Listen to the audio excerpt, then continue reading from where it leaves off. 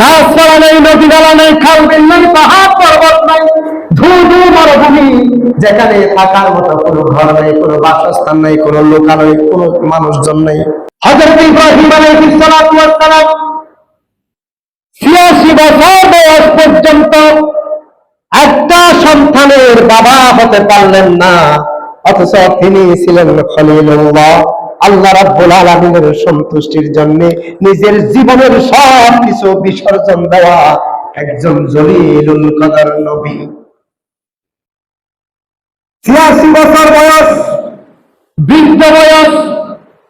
এই সময়ে হযরতে জিবরাইল আলাইহিস সালাতু ওয়াস সালাম এসে হযরত ইব্রাহিম আলাইহিস সালাতু ওয়াস সালামকে সুসংবাদ দেয়, ওগো ইব্রাহিম নবী, আমার আল্লাহ খবর পাঠাইলো আপনাকে একজন আমলে সালেহ নেককার সন্তানের বাবা আমার আল্লাহ আপনাকে বানাবে। ইব্রাহিম আলাইহিস সালাতু ওয়াস সালাম বলেন, ওগো জিবরাইল, কি বলো, আমার সাথে দুষ্টামি করো নাকি? ৮৬ বছর বয়সে আমার আল্লাহ আমাকে সন্তানের বাবা বানাবে কেমন? যাই হোক, দীর্ঘ ঘটনা। ৮৬ বছর বয়সের মধ্যে আল্লাহ সুবহানাহু ওয়া তাআলা হযরত ইব্রাহিম আলাইহিস সালাতু ওয়াস সালামকে একজন সন্তানের বাবা বানালেন তার দোয়ার বরকতে। কারণ প্রতিনিয়ত আল্লাহ সুবহানাহু ওয়া তাআলার দরবারে তিনি দোয়া করতেন, রব্বি হাবলি মিনাস সালিহিন, আয় আল্লাহ তাআলা আমাকে একটা নেককার পরহেজগার সৎ কর্মশীল সন্তান দান করো। আল্লাহ তাআলা দোয়া কবুল করছেন। ৮৬ বছর বয়সে আল্লাহ তাআলা তাকে একটা সন্তান দান করলেন। এরপরে সন্তান একদম ছোট, কয়েক মাস হয়েছে মাত্র। আল্লাহ তাআলা আবার হযরত জিবরাইল আলাইহিস সালামের মাধ্যমে খবর পাঠালেন, বলো আমার ইব্রাহিম নবীকে তার সন্তান এবং তার স্ত্রী হাজারাকে যেন বনবাসে দিয়ে আসে। বৃদ্ধ বয়সে যদি একটা সন্তান পায়, এই সন্তান তাকে যদি কোথাও বনবাসে দিয়ে আসতে বলে, মন কি আর মানবে? আরে বিয়ের ১০ বছর পরে সন্তানের বাবা হলে তো সে আত্মহারা হয়ে যায় খুশিতে। তখন তার সন্তানের দিকে কাউকে নজরও দিতে দেয় না। ধরিয়ে আমার সন্তান অসুস্থ হয়ে যাবে। যদি শুনে সন্তান অসুস্থ হয়ে গেছে, দেখা যায় সন্তানের জ্বর হয়েছে, তার ভিতরে ক্যান্সার শুরু হয়ে যায়। সন্তানের জন্য এত মহব্বত, এত ভালোবাসা। হযরত ইব্রাহিম আলাইহিস সালাতু ওয়াস সালামের কাছে হযরত জিবরাইল আলাইহিস সালাতু ওয়াস সালাম খবর নিয়ে আসলেন, ওগো ইব্রাহিম নবী, আপনার সন্তান এবং আপনার স্ত্রী হাজরাকে বনবাসে দিয়ে আসতে হবে, এটা আল্লাহর হুকুম। কোন কথা বলেন নাই, এক বিন্দু পরিমাণ তিনি বিচলিত হন নাই। তিনি মজবুত হৃদয়ে তার অন্তরের মধ্যে তার বাসনা পূর্ণ করবে আমার আল্লাহ তাআলার সন্তুষ্টির জন্য মা হাজারা এবং ছোট সন্তান হযরত ইসমাঈল আলাইহিস সালাতু ওয়াস সালামকে নিয়ে মরুভূমিতে চলে গেলেন। গাছপালা নেই, নদী নালা নেই, খাল বিল নেই, পাহাড় পর্বত নাই, ধু ধু মরুভূমি, যেখানে থাকার মতো কোনো ঘর নেই, কোনো বাসস্থান নেই, কোনো লোকালয়, কোনো মানুষজন নেই। এমন একটা পরিস্থিতিতে, এমন একটা জায়গার মধ্যে গিয়ে হযরত ইব্রাহিম আলাইহিস সালাতু ওয়াস সালাম ৮৬ বছর বয়সে পাওয়া, বৃদ্ধকালে পাওয়া ফুটফুটে সন্তান, নবীর সন্তান, চিন্তা করে দেখেন চেহারাটা কত সুন্দর হতে পারে, কত মায়াময় হতে পারে। বৃদ্ধ বয়সে পাওয়া সন্তানকে নিয়ে, স্ত্রীকে নিয়ে মরুভূমির মধ্যে গিয়ে হযরত ইব্রাহিম আলাইহিস সালাতু ওয়াস সালাম যখন মা হাজরাকে মরুভূমির মধ্যে রেখে আসতেছেন, মা হাজরা ডাক দিয়ে বলে, ও আমার প্রাণের স্বামী, আমি জানি তুমি কোনোদিন অন্যায় করতে পারো না, বিচার করতে পারো না, কোনোদিন তুমি জুলুম করতে পারো না। আমার স্বামী, এমন জায়গার মধ্যে রেখে যাচ্ছ, কোনো গাছ গাছালি নেই, কোনো নদী নালা নেই, পাহাড় পর্বত নেই, খাবারের কোনো ব্যবস্থা নেই, কোনো মানুষজন নেই, কেমনে থাকবো, কেমনে থাকবো? এমন অত্যন্ত মরুময় এমন জায়গার মধ্যে আমরা কেমন থাকবো? স্বামীরে একটু কি মায়া হচ্ছে না নাকি? হযরত ইব্রাহিম আলাইহিস সালাতু ওয়াস সালাম পুরো ধরনের কথা বলে না, কলিজা ফেটে যায়। প্রাণের স্ত্রী আর প্রাণের সন্তানকে মরুভূমির মধ্যে রেখে আসবে, কলিজা ফেটে যায়, জবান দিয়ে কোনো মতে আওয়াজ বাহির হয় না। হযরত ইব্রাহিম আলাইহিস সালাতু ওয়াস সালাম বলেন, ও প্রাণের স্ত্রী, এই জায়গার মধ্যে থাকো, আমার এই জায়গার মধ্যে থাকো, তোমাদেরকে নিয়ে যাওয়ার মতো আমার কোনো সুযোগ নেই। মা হাজরা যখন ডাক দিয়ে বলে, প্রাণের স্বামী রে, এমন জায়গায় কেন রেখে যাচ্ছ? আমি জানি তুমি কোনোদিন অন্যায় করতে পারো না, তুমি আমাদের প্রতি জুলুম করতে পারো না, নিঃসন্দেহে আল্লাহ পর হুকুম হয়েছে নাকি? হযরত ইব্রাহিম আলাইহিস সালাতু ওয়াস সালাম পিছনের দিকে তাকায় না, সামনের দিকে হাঁটে আর আঙ্গুল দিয়ে ইশারা করে বুঝিয়ে দেয়, আমার প্রাণের স্ত্রী রে, আমার আল্লাহর হুকুম হয়েছে, এই জন্য তোমাদেরকে মরুভূমির মধ্যে রেখে চলে যাচ্ছি। উচ্চ আওয়াজে বলা যাবে কি সুবহান। আর স্ত্রীও কেমন, সাথে সাথে ডাক দিয়ে বলে, আমার স্বামী, একদম চিন্তা করার কোনো কারণ নাই, যেখানে আমার আল্লাহ তাআলার হুকুম হয়েছে এই ধুধু মরুভূমির মধ্যে রেখে যাওয়ার জন্য, আমার এতটুকু বিশ্বাস আছে, এই মরুভূমির মধ্যে যে আল্লাহ রেখে যাওয়ার জন্য বলেছে, সে আল্লাহ আমাদের জীবন বাঁচানোর ব্যবস্থা করে দিবে।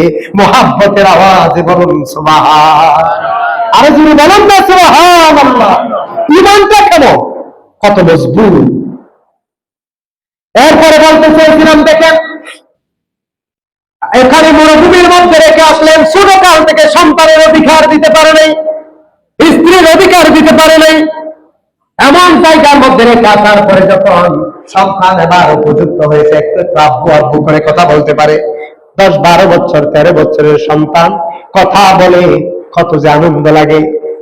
আমাদের যাদের সন্তান আছে, ছোট ছোট সন্তান, যখন আমরা প্রবাস থেকে যখন আসি, ঘরের দরজায় দাঁড়িয়ে যদি সন্তান একবার ডাক দেখে, বাবা তুমি আসছো নাকি, কলিজার ভিতর থেকে একটা নাড়া দে, আমার সন্তান আমার কত মহাব্বতের সাথে একটা ডাক দিল।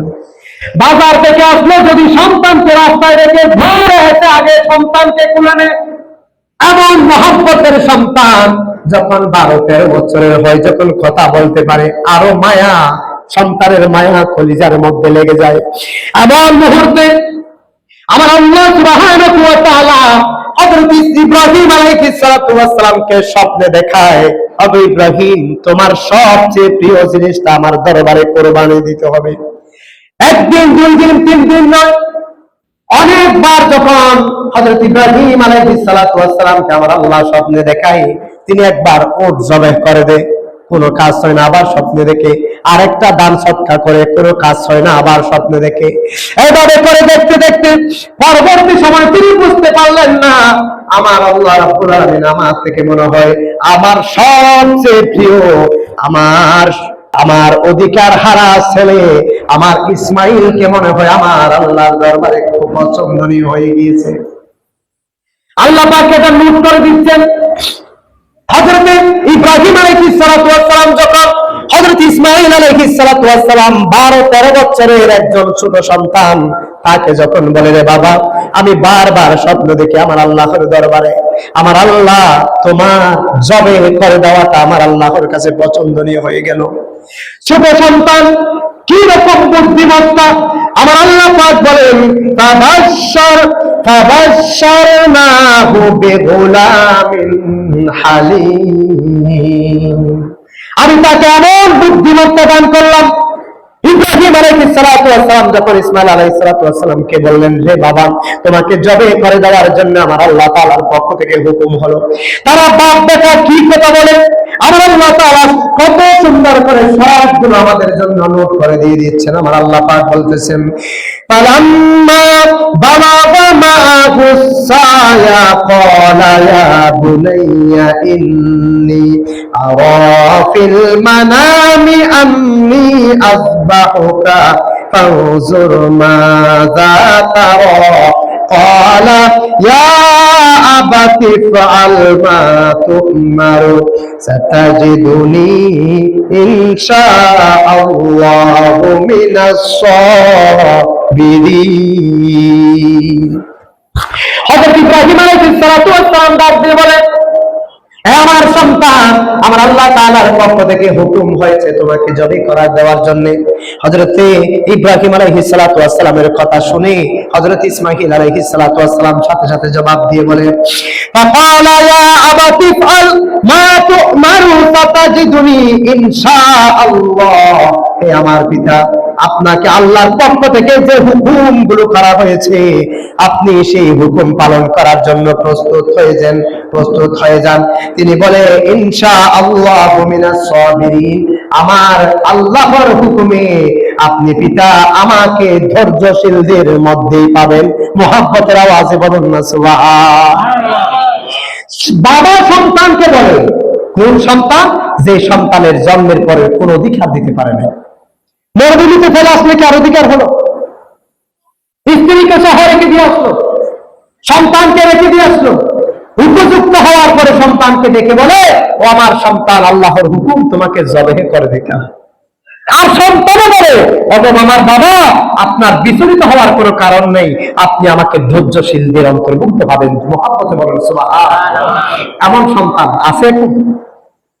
আরে এখন তো সারা জীবন লালন পালন করেছে, একদিন ব্যতিক্রম হলে বলে, তোমার ঘরে জন্ম হওয়ায় আমার জীবনে কিছুই আমি পাই নাই।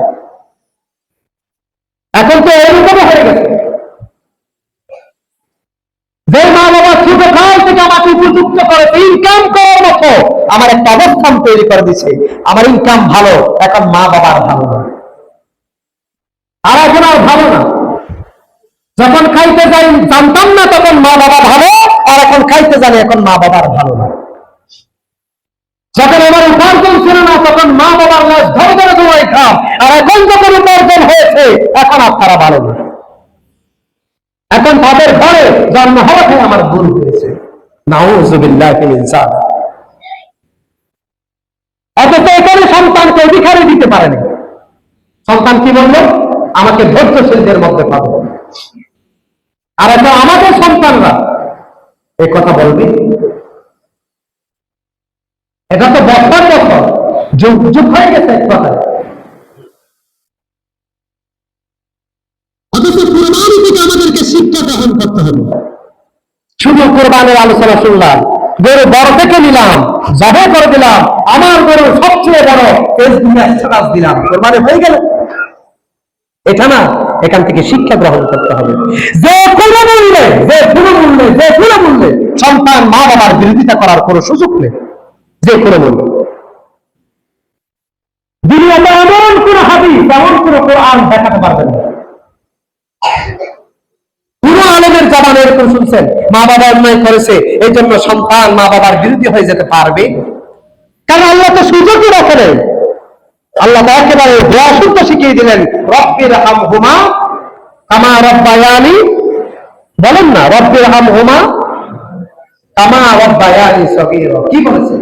আয় আল্লাহ, আমাকে আমার মা বাবাকে তুমি তোমার রহমতের কোলে সেইভাবে লালন পালন করো যেভাবে আমার মা বাবা আমাকে লালন পালন করেছে। এটার কোনো প্রশ্ন আছে? সেইভাবে। তাহলে মা বাবা আমাদেরকে কিভাবে লালন পালন করেছে এটা বুঝবেন যদি আপনি সন্তানের বাবা।